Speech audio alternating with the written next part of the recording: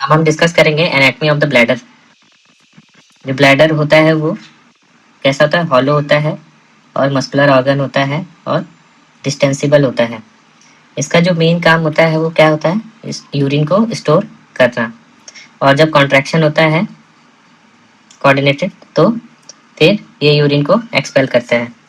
ये जो pubic symphysis है उसके पीछे होता है पोस्टीरियर और पेल्विस माइनर में लाई करता है। अगर हम कैपेसिटी की बात करें तो नॉर्मल कैपेसिटी कितनी होती है, 400 to 600 ml। और अगर फर्स्ट डिजायर टू वॉइड अगर बात करें तो 150 ml।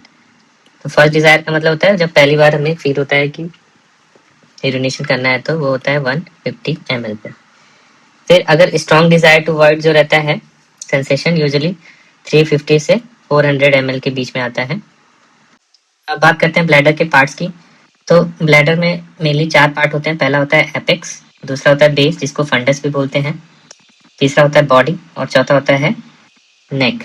तो जो एपेक्स होता है वो यूजुअली अम्बलाइकस से कनेक्टेड होता है। और कौन सा स्ट्रक्चर जो कनेक्ट करता है उसको, वो होता है मीडियन अम्बलाइकल लिगामेंट। तो मीडियन अम्बलाइकल लिगामेंट जो रहता है यूजुअली उसका रेमिनेंट होता है। और रेमिनेंट मीडियन अम्बलाइकल लिगामेंट का रेमिनेंट क्या होता है, यूरेकस। तो एपेक्स जो रहता है अम्बलाइकस से कनेक्टेड होता है with the help of urachus. फिर हम बात करें बेस की तो बेस को ही फंडस भी बोलते हैं और पोस्टीरियर वॉल भी वही होता है, उसी से बनता है। बेस के पास ही हम लोग सेमिनल वेसिकल और रेक्टम होता है इन केस ऑफ मेल, जबकि अगर फीमेल की बात करें तो वजाइना और सर्विक्स होते हैं। अब बॉडी जो रहता है वो मेन स्टोरेज एरिया होता है और बिटवीन एपेक्स और बेस के बीच में होता है। और जो नेक होता है वो इंफीरियर पार्ट होता है जो कि कंटिन्यू करता है यूरेथ्रा से। और नेक में ही क्या होता है, इंटरनल यूरेथ्रल स्फिंक्टर। तो नेक में जो रहता है इंटरनल यूरेथ्रल स्फिंक्टर रहता है। अब हम इसका डायग्राम देख लेते हैं। तो जो ब्लैडर होता है उसमें हमने 4 पार्ट डिस्कस किए। पहला जो हमने देखा वो होता है एपेक्स। तो ये वाला जो पोर्शन है वो एपेक्स रहता है और ये यूजुअली जो रहता है अम्बलाइकस से कनेक्टेड रहता है। और जो स्ट्रक्चर इसको कनेक्ट करता है उसको बोलते हैं मीडियन अम्बलाइकल लिगामेंट। तो मीडियन अम्बलाइकल लिगामेंट इसको कनेक्ट करता है। फिर जो तो दूसरा स्ट्रक्चर होता है वो बॉडी। अब बॉडी जो होता है ये मेन स्टोरेज एरिया होता है और ये बिटवीन एपेक्स और बेस। तो जो फंडस होता है उसे ही बेस भी बोलते हैं और ये इसका पोस्टीरियर वॉल बनाता है। तो पोस्टीरियर वॉल जो रहेगा वो किससे बनेगा, बेस या फंडस से बनता है। तो ये पोस्टीरियर वॉल रहता है, पोस्टीरियर वॉल। और यहीं पे पीछे क्या रहता है, अगर हम पीछे बात करें तो यहीं पे रेक्टम रहेगा और सेमाइनल वेसिकल रहते हैं। और फीमेल्स के केस में क्या रहता है, रेक्टम की जगह वेजाइना और सर्विक्स। तो क्या रहेगा, वेजाइना और सर्विक्स। तो ये वेजाइना और सर्विक्स रहता है इन केस ऑफ फीमेल। और ये नेक है, नेक जो रहता है इंफीरियर मोस्ट पार्ट और ये रहता है यूरेथ्रा। तो यूजुअली जो अगर हम कंपेयर करें तो जो ब्लैडर होता है यूजुअली एक एवोकाडो की तरह ही दिखता है या ब्रिंजल की तरह। अगर हम बात करें तो ब्रिंजल में जो डंठल रहती है पेड़ से जो जुड़ी रहती है तो पेड़ क्या रहेगा, अम्बलाइकस। और ये मीडियन अम्बलाइकल लिगामेंट। तो मीडियन अम्बलाइकल लिगामेंट होता है। अब ब्रिंजल को जब हम रखते हैं तो यूजुअली ऐसे रखते हैं। तो ये जो रहता है ये पोर्शन है पीछे वाला क्या हो गया, बेस। तो ये बेस होता है और ये पूरा जो पोर्शन है ये बॉडी हो गया। तो इसकी तरह दिखता है। तो हम देख सकते हैं क्या है, ये फंडस या बेस, ये पोस्टीरियर वॉल, इधर से यूरेटर आ रहा है और इंसर्ट हो रहा है। ये एपेक्स, एपेक्स किससे कनेक्ट है, मीडियन अम्बलाइकल लिगामेंट। फिर अब ये जो रहता है ऊपर का जो पार्ट होता है वो सुपीरियर सरफेस बनाता है, जबकि उसके नीचे का पार्ट जो रहेगा वो इंफीरियर सरफेस रहता है। और ये ऐसे रहता है तो इसको इंफीरो लेटरली बोलते हैं। अब बात करें इंटरनल सरफेस की ब्लैडर के, तो इंटरनल सरफेस में क्या रहता है, म्यूकोसा। अब म्यूकोसा जो रहता है वो कैसा रहता है, स्मूथ रहता है जब ब्लैडर डिस्टेंडेड रहता है। और जब ब्लैडर डिस्टेंडेड नहीं रहेगा तो उसमें फोल्डिंग्स रहती हैं। फिर जो अगला चीज रहता है वो ट्राइगॉन होता है। ट्राइगॉन जो रहता है वो बिटवीन जो रहता है यूरेट्रिक और फिश के बीच का जो एरिया होता है ट्राइंगुलर, अभी हम देखेंगे जो ट्राइंगुलर एरिया होता है यहाँ पे यूरेट्रिक और ओरिफिस ओपन होते हैं उसको ट्राइगॉन बोलते हैं। और ब्लैडर नेक के बीच में होता है, यहाँ पे नेक।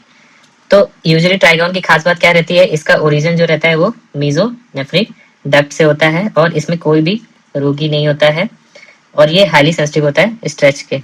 तो अगर हम बात करें ट्राइगोन का, तो सबसे पहले हम देखते हैं जो ब्लैडर वॉल है कैसे बनी रहती है। ये जो सबसे पहले ये ब्लैडर की जो वॉल है ये पूरा डेट्रूसर से बना हुआ है। इसके मसल का नाम होता है डेट्रूसर मसल, वो स्मूथ मसल होती है जो कॉन्ट्रैक्शन कराती है। फिर उसके बाद हम जो ये देख रहे हैं ये है ट्राइगोन, इसमें कोई भी रूगी नहीं होता है और इसका origin rest of the bladder से अलग होता है। इसमें हम देख रहे हैं यूरेटर आके ओपन हो रहा है और इसमें जा रहा है। तो इसमें यूरेटर जो रहता है ये मीजोनेफ्रिक डक्ट का कंपोनेंट रहता है, तो मीजोनेफ्रिक डक्ट से ओरिजिन होता है। फिर उसके बाद हम बात करें तो वो नेक के पास इंटरनल स्फिंक्टर रहता है। फिर अब ब्लैडर की इनर वॉल के बारे में बात करते हैं।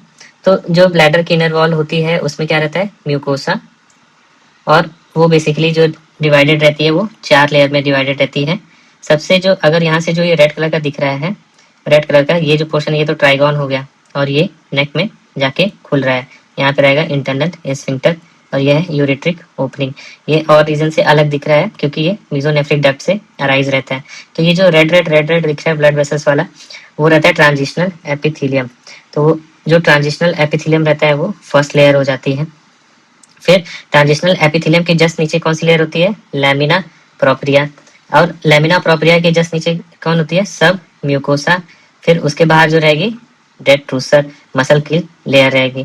तो जो ब्लैडर की आउटर मोस्ट वॉल रहेगी वो डेट्रूसर मसल, उसके बाद और भी लेयर होती है। फिर अगर हम बात करें ये जो ट्रांजिशनल एपिथेलियम होता है ये देखने में ऐसा है बट ये बहुत ही कॉम्प्लेक्स स्ट्रक्चर होता है।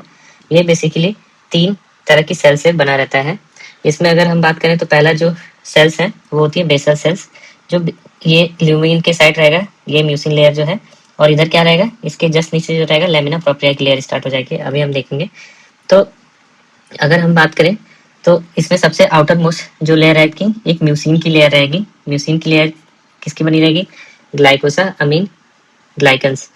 फिर उसके बाद ये इसका काम क्या होता है ग्लाइकोसा अमीन ग्लाइकन्स का, ये एक प्रोटेक्टिव बैरियर बनाता है जिसकी जो प्रिवेंट करता है सल्यूट या माइक्रोबियल पेनिट्रेशन को। तो ये हो गया ग्लाइकोसा अमीन ग्लाइकन।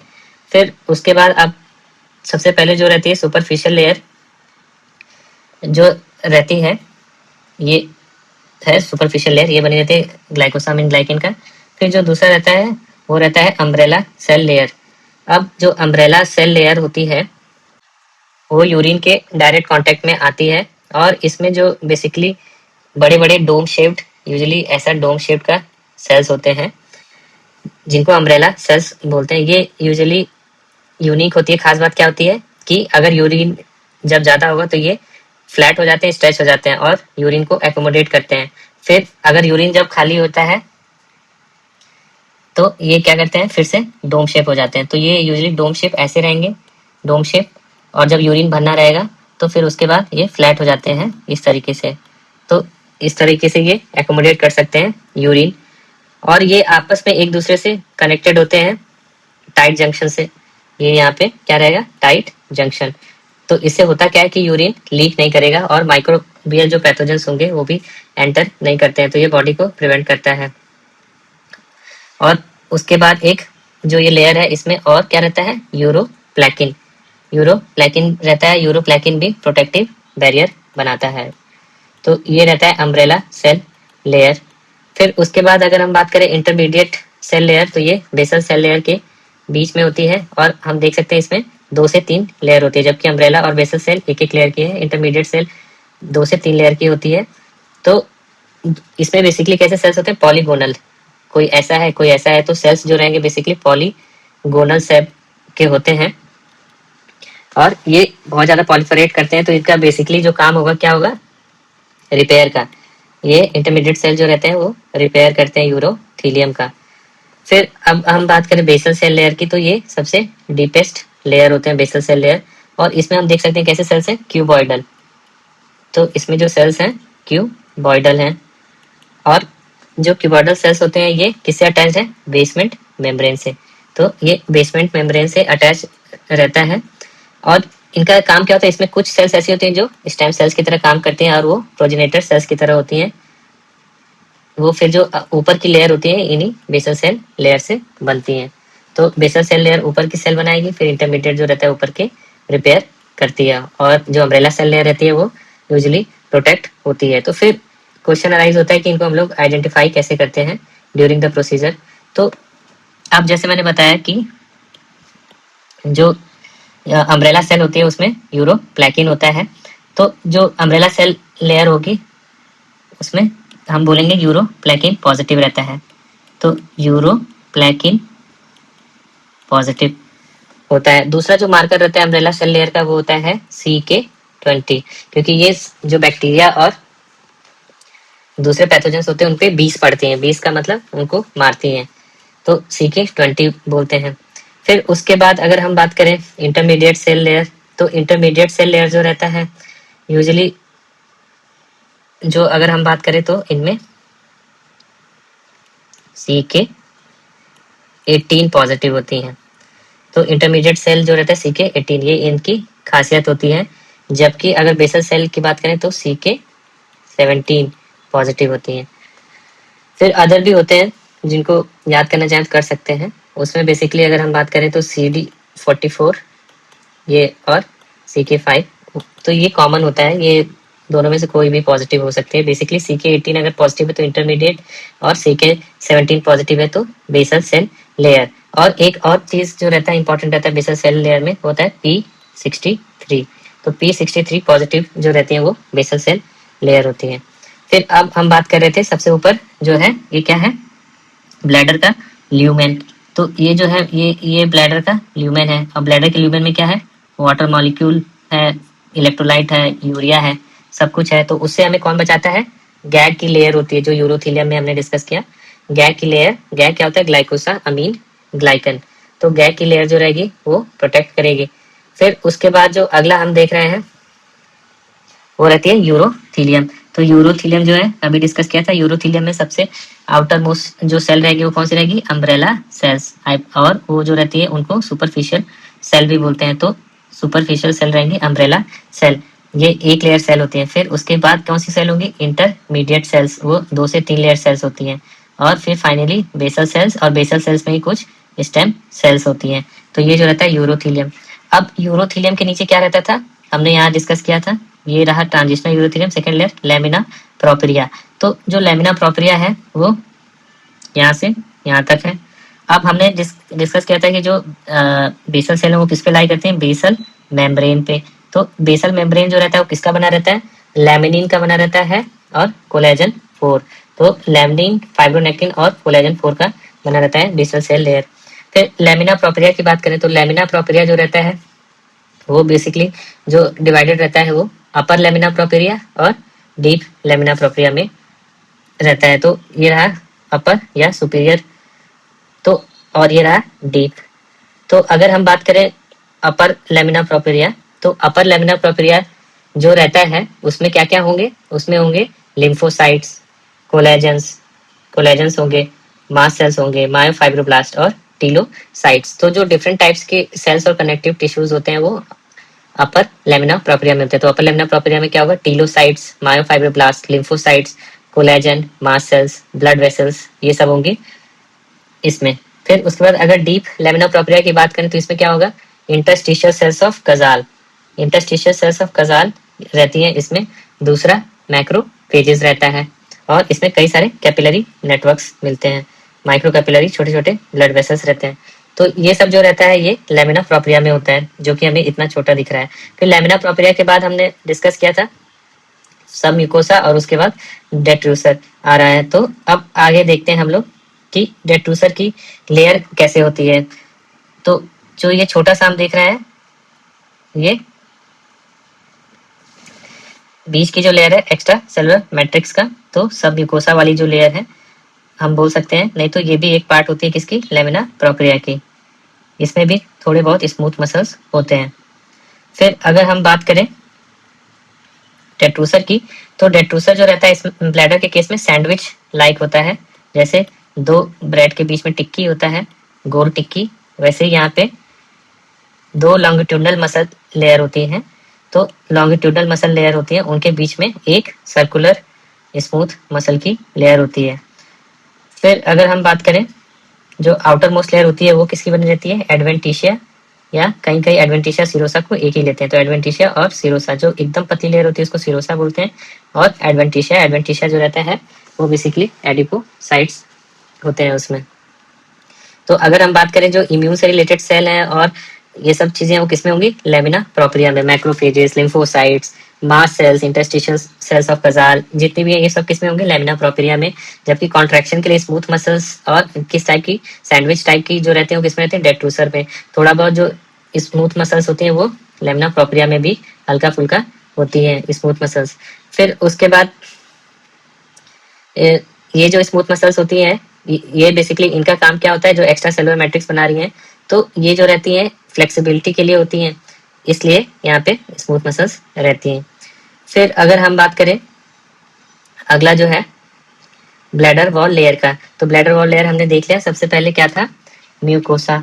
म्यूकोसा जो बना रहता है वो किसका रहता है, ट्रांजिशनल एपिथेलियम, जिसको यूरोथेलियम भी बोलते हैं। तो यूरोथेलियम ट्रांजिशनल एपिथेलियम सेम होता है, और इसमें कौन सी सेल्स होती हैं, अम्ब्रेला सेल्स, जो कि प्रोटेक्ट करती हैं। तो हमने बताया म्यूकोसा जो लेयर है यूरोथेलियम, वो उसमें टोटल कितनी है, 3 लेयर सेल होती हैं।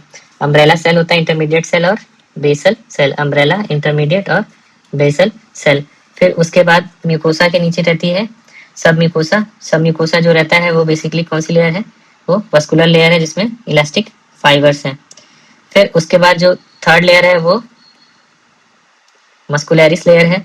मस्कुलरिस लेयर की बात करें तो उसमें मसल्स कैसे रहेंगे, 3 मसल्स रहेंगे, वो inner longitudinal, middle circular, outer longitudinal. तो बर्गर के बीच में गोल टिक की, तो यहाँ पे सर्कुलर मसल जो रहता है वो बीच में रहता है, और आउटर मोस्ट जो कवरिंग रहती है वो एडवेंटिशिया या सिरोसा वो रहती है। अब बात करें आर्टीरियल सप्लाई की, तो आर्टीरियल सप्लाई जो हम देख रहे हैं वो बेसिकली किससे आती है, सुपीरियर और इंफीरियर वेसाइकल आर्टरीज।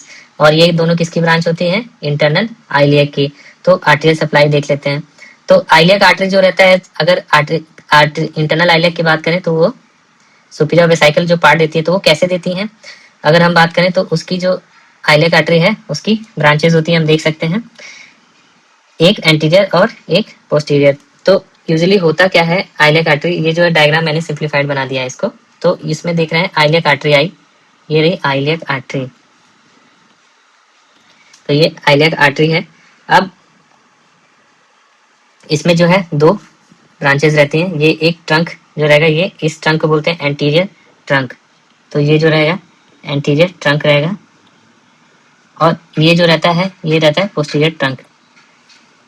तो ये पोस्टीरियर वाला पार्ट रहेगा, ये पोस्टीरियर हो गया और ये एंटीरियर हो गया। अब जो एंटीरियर ट्रंक है, तो सबसे पहले उससे कौन सी जाए, सुपीरियर वेसाइकल, तो ये हमने याद कर लिया, और इंफीरियर वेसाइकल।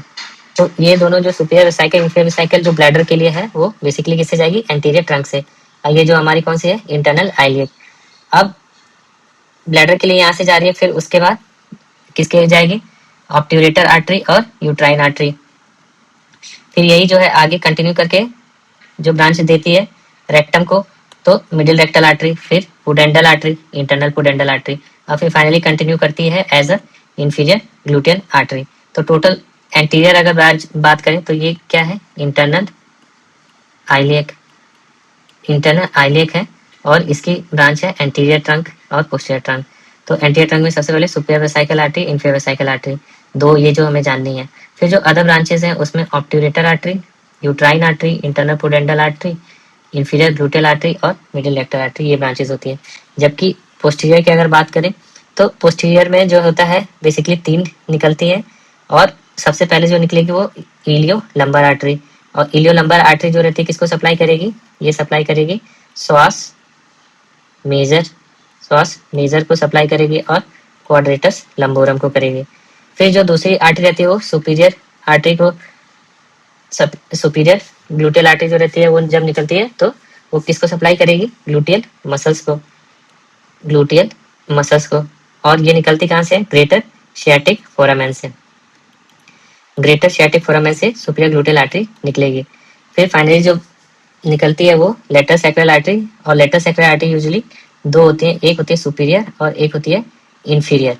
तो अगर सुपीरियर और इंफीरियर जो रहती है ये बेसिकली किसको सप्लाई करती हैं, ये पायरिफॉर्मिस मसल को सप्लाई करती हैं और सैक्रल कैनाल, इसलिए इनको क्या बोलते हैं, सैक्रल आर्टरी, पायरिफॉर्मिस मसल और सैक्रल कैनाल। तो हमने जो देखा सबसे पहले क्या देखा, अब इसको देख लेते हैं इंटरनल आइलियक की ब्रांचेस। तो इंटरनल आइलियक की ब्रांचेस जो रहती हैं, सबसे पहले आई इंटरनल आइलियक, इंटरनल आइलियक आई, और ये यूजुअली जो रहती है अम्बलाइकल आर्टरी जो होता है इसी से निकलती है, जो बाद में चल के जो रहती है ऑब्लिटरेट हो जाती है और क्या बनाती है, मीडियल अम्बलाइकल लिगामेंट।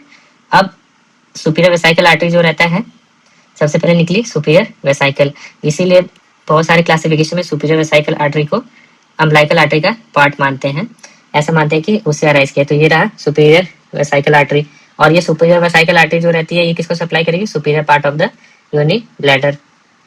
फिर अब बात करते हैं, फिर ये आगे कंटिन्यू करेगी, फिर क्या बनाएगी, ऑब्ट्यूरेटर आर्टरी।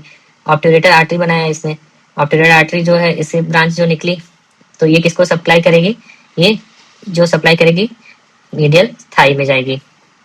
तो ऑब्ट्यूरेटर आर्टरी क्यों बोलते हैं इसको, क्योंकि ये ऑब्ट्यूरेटर फोरामेन से निकलती है और सप्लाई किसको करती है, मीडियल थाई में जो मसल्स होती हैं उनको सप्लाई करती है। फिर जो तीसरा है वो ये कंटिन्यू करके तीसरा जो है किसको जाएगी, इंफीरियर वेसाइकल आर्टरी। तो इंफीरियर वेसाइकल आर्टरी को ही वजाइनल आर्टरी बोलते हैं फीमेल के केस में, जबकि मेल्स में इंफीरियर वेसाइकल आर्टरी होती है। तो मेल्स में क्या सप्लाई करेगी ये, ब्लैडर, और ब्लैडर के साथ क्या होगा, सेमिनल वेसाइकल और प्रोस्टेट।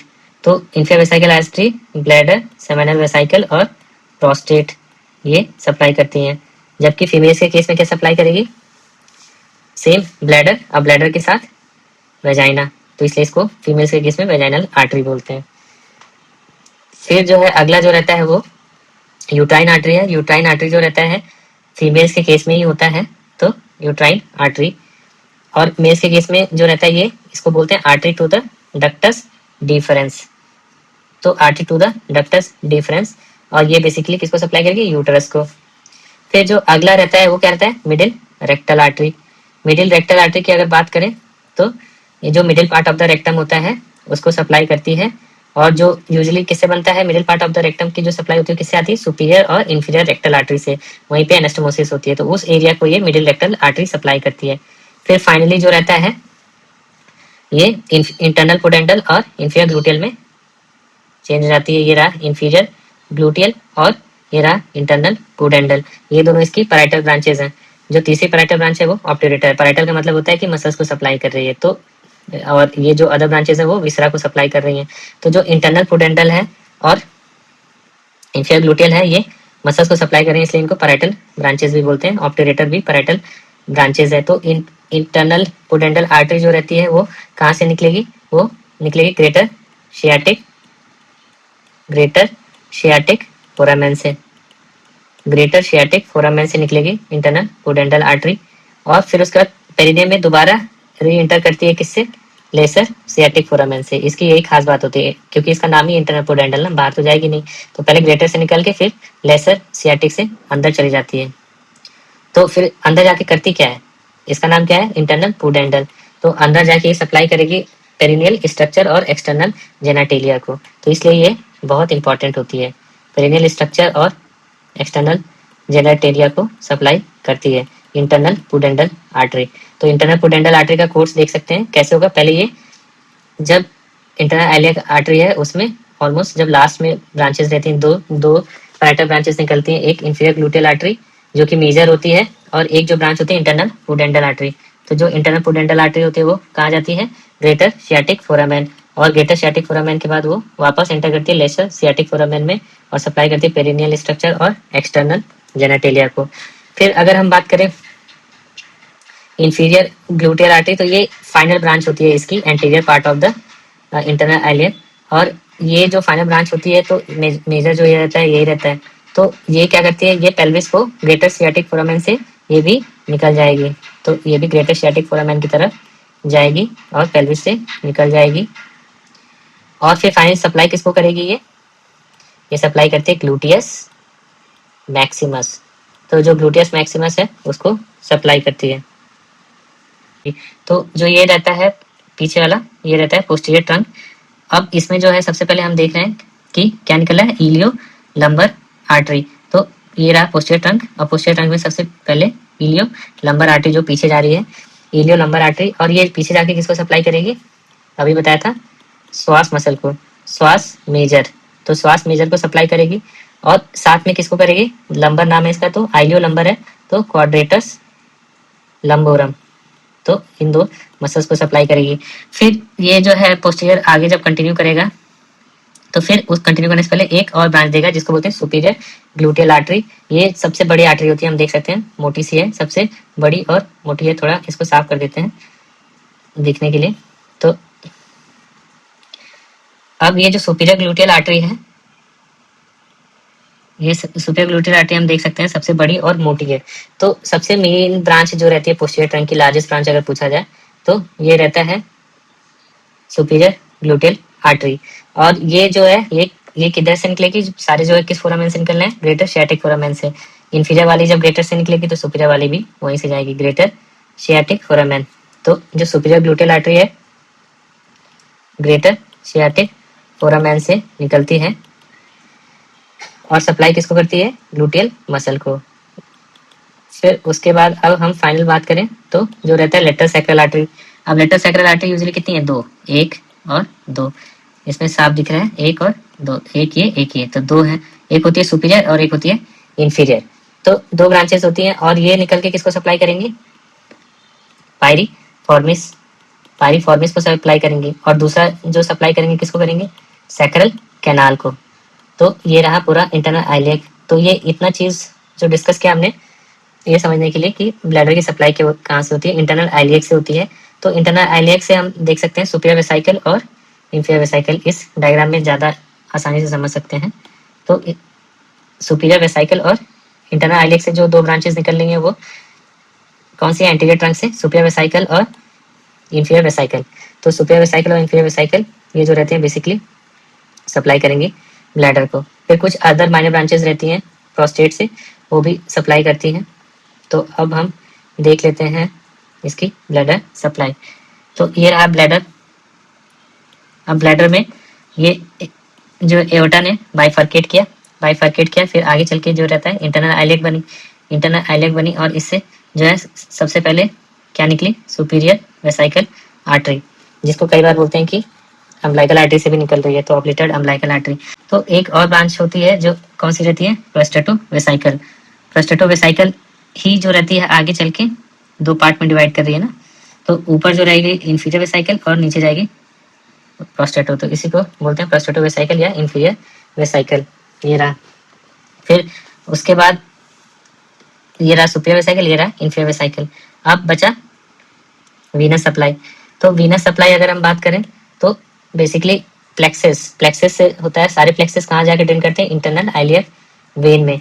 तो अगर हम प्लेक्सेस की बात करें तो यहाँ पे जो ये ब्लैडर है, इसके चारों तरफ हम देख रहे हैं कई सारे प्लेक्सेस हैं और यहाँ प्रोस्टेट के कई सारे प्लेक्सेस हैं जिनको बोलते हैं सेंटोराइनी प्लेक्सेस। तो ये आपस में मिलके फिर इंटरनल आइलियक से जाके ड्रेन करते हैं। तो हम यहाँ देख सकते हैं ये ब्लैडर है, ब्लैडर में ये लेटरल प्लेक्सेस है, lateral venous plexus, lateral side है तो लेटरल वीनस प्लेक्सेस।